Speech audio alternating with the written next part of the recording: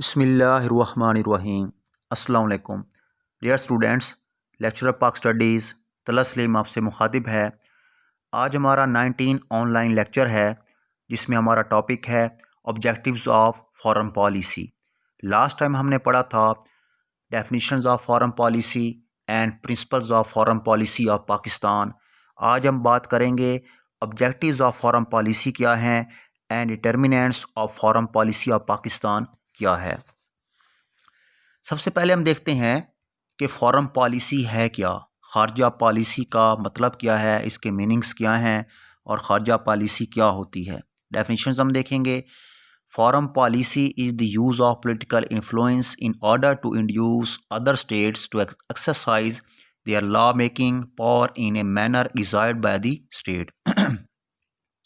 اس کی ایک اور ڈیفینیشن ہے، The foreign policy is establishment and development of relations with other countries in order to protect the national interest by taking appropriate steps at international level۔ تو اس کا کیا مطلب ہے کہ خارجہ پالیسی سے مراد ایک ایسی حکمت عملی ہے جس میں قومی مفاد کو مد نظر رکھتے ہوئے دوسرے ممالک کے ساتھ تعلقات استوار کیے جاتے ہیں، معاہدات اور معاملات طے کیے جاتے ہیں، اس میں قومی مقصد جو ہے وہ مد نظر رکھا جاتا ہے، اس کو خارجہ پالیسی یا فارن پالیسی کہتے ہیں۔ ہم نے لاسٹ لیکچر میں اس کے اصول ڈسکس کیے کہ خارجہ پالیسی کے پرنسپلز کیا ہیں، جیسے پیسفل کو ایگزسٹنس ہے، نان الائنمنٹ موومنٹ ہے، بیریٹیریلزم ہے، یونائٹڈ نیشن چارٹر ہے، support to right of self determination, unity of Islamic world, de weaponisation, elimination of racial discrimination and establishment of peace, good relation with neighbors and international and regional cooperations۔ لیکن آج ہم نے discuss کرنا ہے objectives of Pakistan foreign policy. وہ کیا ہے؟ جیسے safeguard of national integrity, defence of ideological frontiers, economic development, national honour, respect for international law, implementation of accords, friendly relation with Muslim countries. تو ہمارے جو پہلے اصول تھے، آج ہمارا جو ٹاپک ہے وہ ہے مقاصد۔ ہم شروع کرتے ہیں۔ آپ کی جو بک ہے اس کے پیج نمبر 248 پر جو یہ ٹاپک دیا گیا ہے، Pakistan emerged on the map of the world on 14 August 1947 and it inherited the foreign policy from British India۔ Pakistan 14 اگست 1947 کو دنیا کے نقشے پر ظاہر ہوا اور برٹش انڈیا سے آزادی حاصل کی اور فارن پالیسی جو ہے یہ ورثہ میں حاصل کی۔ After independence Pakistan made some change in British policy according to the ideology and the objectives of Pakistan movement.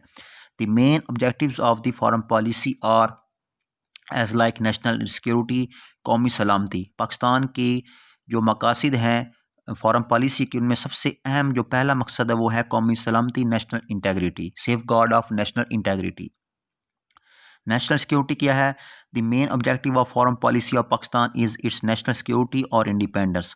Pakistan was a new born state and there was a need to make arrangements for its security, so Pakistan formulated its foreign policy on the basis of national security.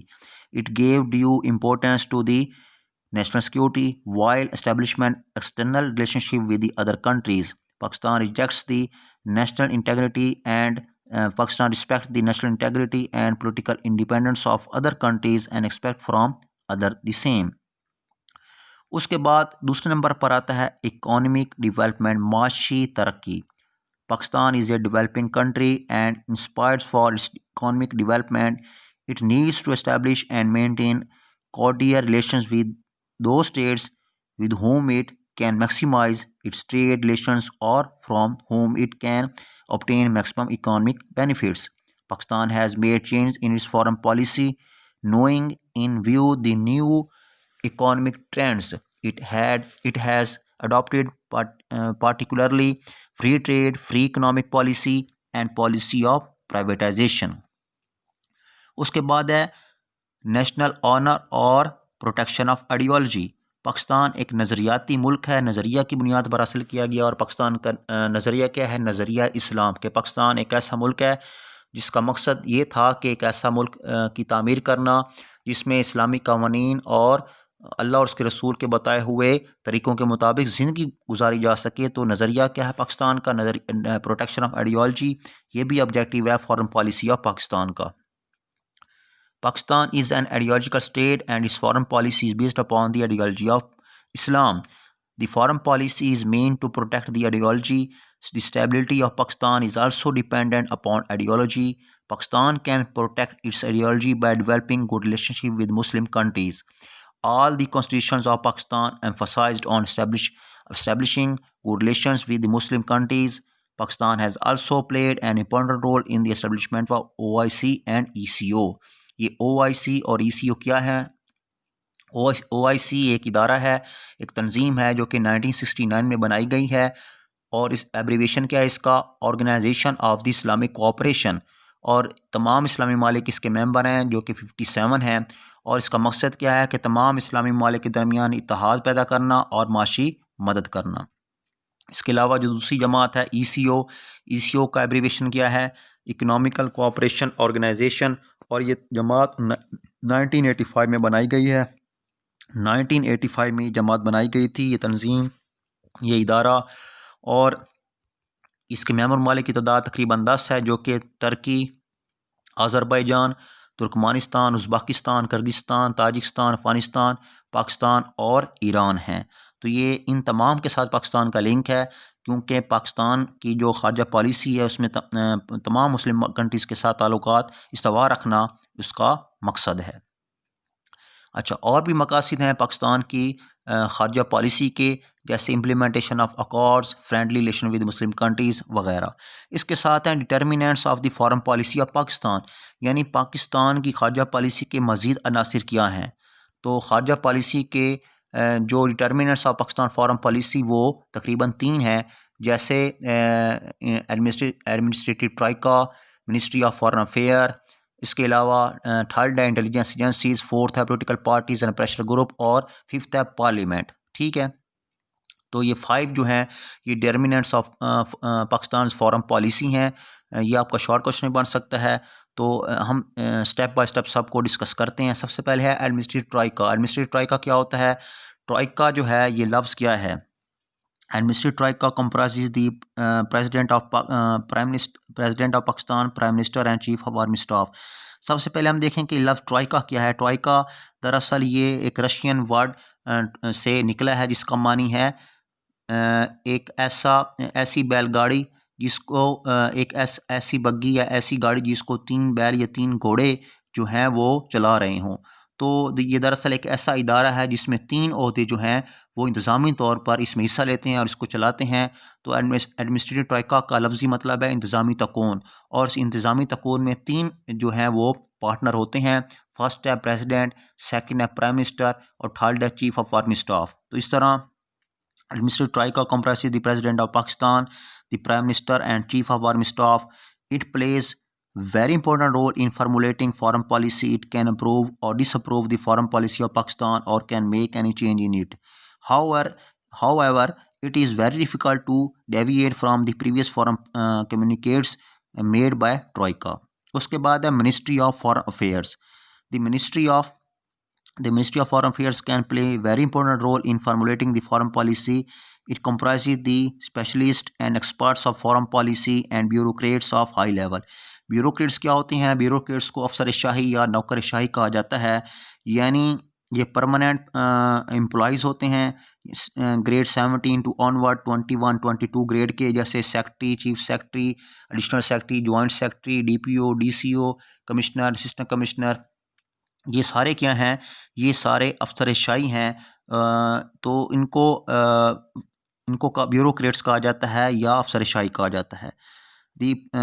They prepare foreign policy keeping in view the basic objectives and principles of the policy. They formulate the policy plans and programs regarding the priorities of foreign policy and fully cooperate with the Troika for its preparation. In accordance with new constitutional amendment, the Troika has been replaced with the National Security Council. اب جو نئی ترمیم ہوئی ہے آئین میں 1973 کے آئین میں، کیونکہ ابھی 1973 کا آئین نافذ ہے، اس میں یہ ترمیم جو تبدیلی ہوئی امینڈمنٹ ہوئی ہے اس کے حوالے سے ایڈمنسٹریٹو ٹرائیکا کا نیا نام جو رکھا گیا ہے وہ ہے national security council NSC national security council. اس کے بعد انٹیلیجنس ایجنسیز پاکستان کی خفیہ ایجنسیاں اور ادارے، تو پاکستان خفیہ ایجنسی کا نام کئی طرح کی ایجنسی ہیں، جیسے ایک ہے FIA فیڈرل انویسٹیگیشن ایجنسی ہے، پاکستان کی خفیہ تنظیم ہے، ادارہ ہے، انٹیلیجنس ایجنسی ہے۔ اس کے علاوہ جو پاکستان کی ایک اور انٹیلیجنس ایجنسی ہے وہ ISI کا ایبریویشن کیا ہے انٹر سروس انٹیلیجنس، اور یہ نمبر 1 پاکستان کی انٹیلیجنس ایجنسی ہے۔ اور بھی دوسرے ممالک کی ایجنسیز ہو سکتی ہیں، جیسے امریکہ کی انٹیلیجنس ایجنسی ہے CIA سینٹرل انٹیلیجنس ایجنسی۔ اس طرح انڈیا کی ایجنسی کا نام جو ہے RAW ہے، RAW research and analysing wing, RAW research and analysing wing, یہ انڈیا کی انٹیلیجنس ایجنسی ہے۔ تو انٹیلیجنس ایجنسیز بھی پاکستان کی determinants of the foreign policy میں شامل ہیں۔ تو کیا کردار کرتی ہیں پاکستان کی agencies? Pakistani intelligence agencies also play very effective role in the formulation of foreign policy by providing full information about the objectives of the other countries foreign policies keeping in view these information Pakistan formulate its foreign policy, کہ یہ ایجنسیاں خفیہ طور پر معلومات اکٹھی کرتی ہیں دوسرے ممالک کہ وہ کس طرح اپنی ایجنسیز بنا رہی ہیں، ان کی بنیاد پر پاکستان کی ایجنسیز ترتیب دی جاتی ہیں، پاکستان کی پالیسیز ترتیب دی جاتی ہیں۔ اس کے علاوہ پولیٹیکل پارٹیز اور پریشر گروپس ہیں، یعنی پولیٹیکل پارٹیز پریشر گروپس کے حوالے سے کیا ہے، the political parties and pressure groups have deep impacts of the formulating of foreign policies. The political parties include the priorities of foreign policy in their manifestos and after they discuss in the election they force the government to change the priorities of foreign policy according to the changing scenario in the light of their viewpoints. Likewise, the pressure groups can also influence the foreign policy. اچھا pressure group کیا ہوتا ہے؟ Pressure group ہم دیکھ سکتے ہیں کہ a group seeking to influence government policy or business activity to secure the interest of their members and supporters is called pressure group. کوئی بھی تنظیم، کوئی ادارہ، کوئی جماعت، اس کی جو تنظیمیں ہیں، جو اس کی یونینز ہیں، جیسے جو ہے لیبر یونین ہے، جیسے پریس یونین ہے، جیسے ورکر یونین ہے، جیسے پولیٹیکل پارٹیز ہیں، جو کہ اپنے مقاصد کے لیے، اپنی ذاتی فائدے کے لیے گورنمنٹ کے کاموں میں رکاوٹ ڈالیں اور سرکاری کاموں میں رکاوٹ ڈالیں، یا اپنے مقاصد کے لیے گورنمنٹ کی مشین کو استعمال کریں یا گورنمنٹ پر پریشر ڈالیں، ان کو پریشر گروپس کہا جا سکتا ہے۔ یہ تنظیمیں بھی ہو سکتی ہیں، جماعتیں بھی، اور سیاسی گروپس بھی ہو سکتی ہیں، سیاسی جماعتیں بھی ہو سکتی ہیں، تو ان سب کو پریشر گروپس کہا جاتا ہے۔ اس کے علاوہ پاکستان کی جو ڈٹرمنٹس آف فارن پالیسی میں ہے وہ ہے پارلیمنٹ۔ پاکستان کے پارلیمنٹ کا نام مجلس شورا ہے۔ پارلیمنٹ ایک ایسا ادارہ ہے جو کہ قانون سازی کرتا ہے، لیجسلیشن کرتا ہے، مقننہ کہلاتا ہے۔ پاکستان کے پارلیمنٹ کا نام مجلس شورا ہے، اور اس کے 2 حصے ہیں، ایوان بالا اور ایوان زیریں، upper house and lower house. Upper house senate کہلاتا ہے، لوور ہاؤس نیشنل اسمبلی کہلاتا ہے۔ اپر ہاؤس سینٹ ہے، سینٹ کے ارکان کی تعداد 104 ہے، اور اس میں چیئرمین سینٹ اور ڈپٹی چیئرمین سینٹ ہوتے ہیں، جبکہ لوور ہاؤس جو ہے وہ قومی اسمبلی ہے۔ قومی اسمبلی ایوان بالا یعنی ایوان زیریں یعنی جو ہے وہ لوور ہاؤس کہلاتا ہے۔ اس کے قومی اسمبلی کے ارکان کی تعداد یعنی نیشنل اسمبلی کے ارکان کی تعداد 342 ہے، 342 ہے پورے پاکستان سے۔ اس طرح ایوان بالا یعنی اپر ہاؤس سینٹ اور ایوان زیریں یعنی لوور ہاؤس قومی اسمبلی مل کر جو قانون سازی کرتے ہیں، پاکستان کے لیے قانون بناتے ہیں۔ بل پہلے قومی اسمبلی میں پاس ہوتا ہے، اس کے بعد اپروول کے بعد وہ سینٹ میں پاس ہوتا ہے، اس کے بعد وہ ان کا حصہ بن جاتا ہے۔ تو یہ پاکستان کا پارلیمنٹ ہے۔ اس طرح آج ہم نے ڈسکس کیا foreign policy of Pakistan, objectives of foreign policy of Pakistan and determinants of foreign policy of Pakistan. ٹھیک ہے، یہ ہمارا آج کا لیکچر تھا۔ جو سوالات ہوں وہ آپ پوچھ سکتے ہیں۔